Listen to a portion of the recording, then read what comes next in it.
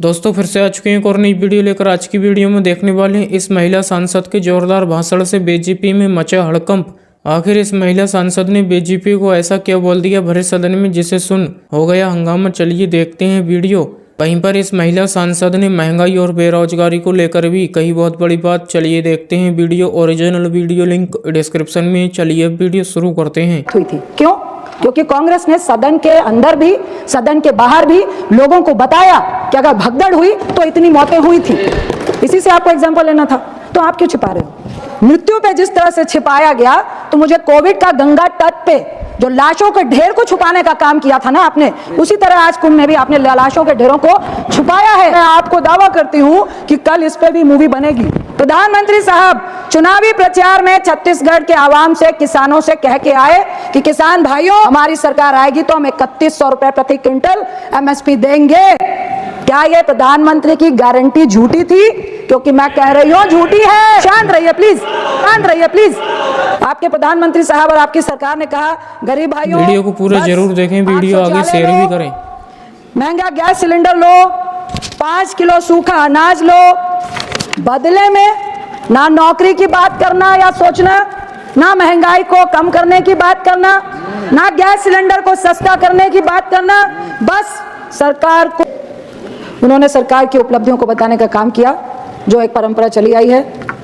राष्ट्रपति जी को सरकार की नीतियों और उनकी उपलब्धियों को, उनकी विफलताओं को भी बताना चाहिए, जो इस परंपरा में शामिल नहीं है। साथ ही उन्होंने ऐतिहासिक जो कुंभ मेला चल रहा है, मौनी आस्था के दिन जिन भगदड़ से जिन लोगों की मौत हुई, उसके लिए दुख व्यक्त किया। इसके लिए हम पूरा सदन उनका धन्यवाद तो नहीं करेगा, लेकिन हम शामिल हैं कि हम सब उस दुख में शामिल हैं। पर मेरा थोड़ा सा, मैं कहूँगी कि मैं आपकी निंदा नहीं कर रही हूँ, लेकिन बेहतर होता कि हम पूरे सदन को और पूरे देश को विश्वास में लाते कि भगदड़ में आके कितने लोगों की मौत हुई है। क्योंकि मुझे कल पीयूष जी जवाब दे रहे थे, कुछ ऑब्जेक्शन उन्होंने किया था, तो मैं उन्हीं को कोट कर रही हूँ कि उन्होंने पुराना कुंभ का इतिहास दोहराया कि 1965 में इतने लोग भगदड़ में उनकी डेथ हो गई थी, फला में इतनी डेथ हो गई थी, फला में इतनी डेथ हो गई थी। तो मेरा सवाल है आपके माध्यम से पीयूष साहब से कि मालूम कैसे चला उनको कि इतने लोगों की डेथ हुई थी, क्यों? क्योंकि कांग्रेस ने सदन के अंदर भी सदन के बाहर भी लोगों को बताया कि अगर भगदड़ हुई तो इतनी मौतें हुई थी। इसी से आपको एग्जांपल लेना था, तो आप क्यों छिपा रहे हो? क्योंकि आपकी सरकार आवाम के संवेदनाओं से खेलकर उनकी मौत पे सत्ता पाने का काम करती है। ये बहुत ही आवाम के लिए दुखद है, जो पूरा देश देख रहा है। कुंभ मेला, महादेवी श्वेता वर्मा जो बहुत बड़ी पोएट थी, बहुत बड़ी राइटर थी, वो महीना महीना जाके वहां रहती थी। उस समय सिर्फ साधु संत आते थे, लाखों की संख्या में आते थे, और वो एक दूसरे से वाद विवाद करते थे, मेडिटेशन करते थे। वो आपकी सत्ता पाने का, वोट पाने का, प्रचार का माध्यम नहीं था, जो आज की तारीख में आपने कर दिया है। इसके लिए हम सबको बहुत अफसोस हो रहा है कि मुझे जब पीयूष साहब बोल रहे थे और मृत्यु पे जिस तरह से छिपाया गया, तो मुझे कोविड का गंगा तट पे जो लाशों के ढेर को छुपाने का काम किया था ना आपने, उसी तरह आज कुंभ में भी आपने लाशों के ढेरों को छुपाया है। और मैं आपको दावा करती हूँ कि कल इस पर भी मूवी बनेगी, क्योंकि रात के कई घंटों तक उन शरीरों को, डेड बॉडीज को कमरे में बंद रखा गया। घायल कह के डेड बॉडी को हॉस्पिटल ले जाया गया और वहां से भी उन डेड बॉडियों को गायब किया गया। एसपी ने कहा मेरा नाम नहीं लेना, लेकिन जबरदस्ती लोगों से साइन कराया गया और कहा गया कि कहा जाए कि उनकी अपनी बीमारी से और नेचुरल डेथ हुई थी कुंभ मेले में, ना कि भगदड़ से हुई थी। ये हम सब के लिए बहुत शर्म की बात है। मैं पूछूंगी राष्ट्रपति अभिभाषण में, क्योंकि सरकार ने कहा कि यह गरिमापूर्ण अभिभाषण है, यह सुनहरा कागजों पे दिखाया गया कि ये देश के सुनहरे दिन 10 सालों से चल रहे हैं, लेकिन ये सच्चाई, जो जमीनी सच्चाई है ना, उससे मेल नहीं खाता है। गरिमापूर्ण अधिकार मिला, गरीबों को मिला कहा गया। मैं उत्तर देती हूं नहीं मिला, क्योंकि सरकार ने गरीबों को क्या कहा, क्या दिया? बिल्कुल आप कहेंगे, आपके प्रधानमंत्री साहब और आपकी सरकार ने कहा गरीब भाइयों, बस आप शौचालय लो, महंगा गैस सिलेंडर लो, 5 किलो सूखा अनाज लो, बदले में ना नौकरी की बात करना या सोचना, ना महंगाई को कम करने की बात करना, ना गैस सिलेंडर को सस्ता करने की बात करना, बस सरकार को वोट देना। तुम्हारी तरक्की की जो सीढ़ी है ना, इससे ऊपर नहीं जा सकती है। क्या यही गरिमापूर्ण अधिकार है? वक्त मिला तो मैं चंद चीजों पे सच्चाई उजागर करना चाहूंगी। किसान की बात आप करते हैं, बहुत बड़ी बड़ी बातें करते हैं। सबने कहा कि आखिर 10 साल में किसानों की आत्महत्याएं क्यों बंद नहीं हुई, 1 लाख किसान आज भी आत्महत्या क्यों कर रहे हैं, 3 कृषि कानून वापस होने के बावजूद किसान संतुष्ट क्यों नहीं है। और डल्लेवाल जी की बात आज यहाँ पर किसी भी भाजपाइयों ने नहीं कही, सत्ता पक्ष वालों ने नहीं कही। आज लगभग 73 दिन हो रहे हैं जो किसानों की मांग के लिए मौत की शैया पर पड़े हुए हैं, और आपके सत्ताधारी उनका हालचाल पूछने तक के लिए नहीं गए हैं। क्या यह किसान का सुनहरा दिन है? दूसरी बात मैं आपसे कहना चाहूंगी और उदाहरण देना चाहूंगी छोटा छोटा। हमने किसानों की बहुत सारी बातें करी, आप खाद की बात कर रहे हैं, यूरिया की बात कर रहे हैं, लेकिन जमीन में ना वक्त पे उनको खाद मिल रहा है, ना जमीन पे उनको जो एमएसपी अभी तक गारंटी नहीं दी है, लेकिन जो एमएसपी है उस पे भी सही वक्त पे किसानों से अनाज नहीं खरीदा जाता है। ये सच्चाई है। साथ ही मैं एक छत्तीसगढ़ का उदाहरण दूंगी कि अभी 1 साल पहले जब विधानसभा के चुनाव हो रहे थे, हमारे प्रधानमंत्री साहब, मैं मंत्री जी को कहूंगी कि उनको सुनना चाहिए, जवाब देना पड़ेगा। प्रधानमंत्री साहब चुनावी प्रचार में छत्तीसगढ़ के आवाम से, किसानों से कह के आए कि किसान भाइयों, कांग्रेस की सरकार 2640 रुपए धान का दे रही है, हमारी सरकार आएगी तो हम 3100 रुपए प्रति क्विंटल एमएसपी देंगे। क्या यह प्रधानमंत्री की गारंटी झूठी थी? क्योंकि मैं कह रही हूं झूठी है। वहां पे धान का, शांत रहिए प्लीज, वहां पे धान का एमएसपी मात्र 2300 रुपए दिया जा रहा है। मैं इस सदन में चुनौती देती हूं कि वो 800 रुपए दिए गए हैं क्या? लिखित में प्लीज, लिखित में क्या दिया गया है? क्या वो 800 रुपए मिलेंगे? क्योंकि प्रधानमंत्री कह के आए थे कि एक मुश्त 3100 रुपए हम किसान को देंगे, जिसमें आपने किसान को गुमराह करके छत्तीसगढ़ की सत्ता तो हासिल की, लेकिन किसानों का दिल जीतने में आप हार चुके हैं। दूसरा उदाहरण मैं शिक्षा के लिए देना चाहूंगी। बहुत सारी बातें आप कर रहे हैं, शिक्षा नीति को मॉडिफाई करने की बात कर रहे हैं। आपने 2020 में नई शिक्षा नीति का घोषणा की, 2022 में ये नई लेकर आए, 2024 में PM Shri school for rising India की बात की। आज के अभिभाषण में इसका जिक्र भी नहीं किया गया। आखिर में ये पीएम श्री स्कूल योजना है क्या? पीएम श्री योजना है क्या?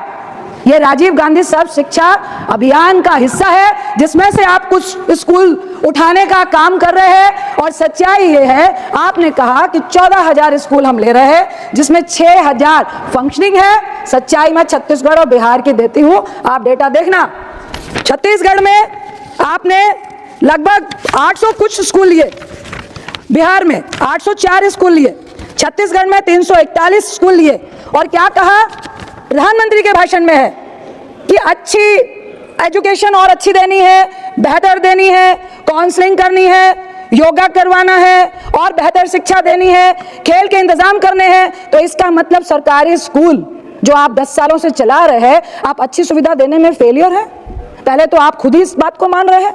जो ये डेटा दर्शा रहा है कि आपके कई सरकारी स्कूल आपकी सत्ता में आने के बाद बंद हुए हैं, प्राइवेट स्कूलों में वृद्धि हुई है, और लगभग 62 जो स्थायी समिति की रिपोर्ट है पार्लियामेंट की, 62.71 लाख शिक्षक जो पद हैं, उनमें से लगभग 10 लाख पद रिक्त है। तो कौन से गुणवत्तापूर्ण शिक्षा की बात करते हैं? कौन से ये आप पीएम श्री शिक्षा की बात कर रहे हैं? ये सिर्फ और सिर्फ आप लोगों को, छात्रों को, जिस तरह युवाओं को 2 करोड़ नौकरी का झांसा देके आप 2014 में आए, उसी तरह आप शिक्षा नीति को भी झांसा दे रहे हैं। और सिर्फ हमारी बनाई हुई नीतियों पे, सिर्फ हमारी बनाई नीतियों को उठापटक करने का काम कर रहे हैं, उसको भी बेहतर करने का काम नहीं कर रहे हैं, और सिर्फ गुमराह करने का काम कर रहे हैं। ये मैंने एग्जाम्पल दिया कि मैं सुपौल में जब लोकसभा में थी, कि सच्चाई ये है आपके पीएम श्री स्कूल की कि 804 और 371 स्कूल में लगभग 17 जो मेरे सुपौल में है,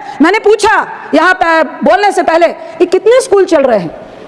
अध्यक्ष सभापति जी, एक भी स्कूल नहीं चल रहा है, सिर्फ अकाउंट खुलवाया जा रहा है। क्या ये बेहतर शिक्षा नीति है आपकी? क्या ये अभिभाषण है? डेटा पढ़ना पड़ेगा आपको बोलने से पहले। अब मैं आती हूँ स्वास्थ्य पे।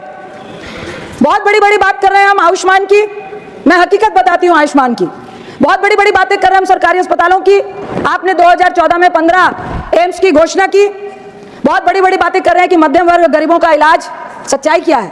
सच्चाई आज भी महंगी है। सच्चाई आज भी, एक तरफ आप कह रहे हैं कि 25 करोड़ जनता को हमने गरीबी रेखा के ऊपर कर दिया।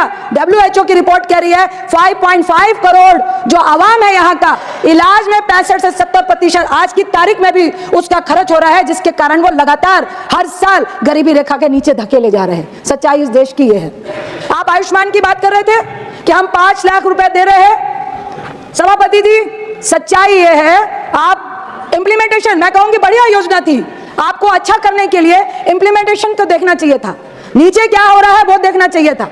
यह सच्चाई है, इसको ध्यान से सुन के आपको जवाब देना पड़ेगा कि 5 लाख का जो आपका आयुष्मान का आपका जो आप कार्ड दे रहे हैं, अगर आप इलाज कराने जाते हैं तो बड़ी बीमारियों के लिए 2.5 लाख का अगर खर्चा आता है तो पूरा पैसा आयुष्मान से नहीं कटता है, लगभग 1 से 1.5 लाख कटता है। 1 से 1.5 लाख रुपए उस पेशेंट को, उस परिवार को देना पड़ता है। इसमें बहुत बड़ा क्वेश्चन मार्क है, क्यों है?